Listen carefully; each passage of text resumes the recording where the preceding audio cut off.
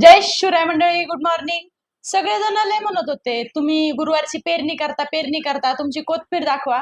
तर आज आम्ही तुम्हाला दाखवतोय आमची ही मस्त टवटवीत हिरवीगार अशी कोथिंबीर कशी आली मग. सगळ्यांना सूचना अशी आहे, त्या कोथमिरीला रात्री मारली आहे दारू.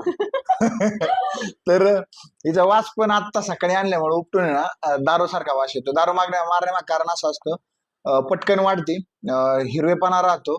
माणूस पण कसा दारू प्यायला तरतरीत राहतो तसं आहे. आणि आता होता मटणाचा बेत घरी. मग पोरगे गेलं तर रात्री पाण्यावरती, त्याला म्हणलं एक काम कर, येताना कोथमीर घेऊन ये. म्हणजे दारूचं एक काम, मटणाचं एक काम, कोथमिरीचं एक काम. म्हणजे 3 in 1 वन स्टॉप सोल्युशन म्हणजे आपली कोथमीर. जर कोणच्या बेवड्यांना पुढे जर दारू मिळत नसेल तर सगळ्यांनी वावरात यावा, कोथमीर खावा.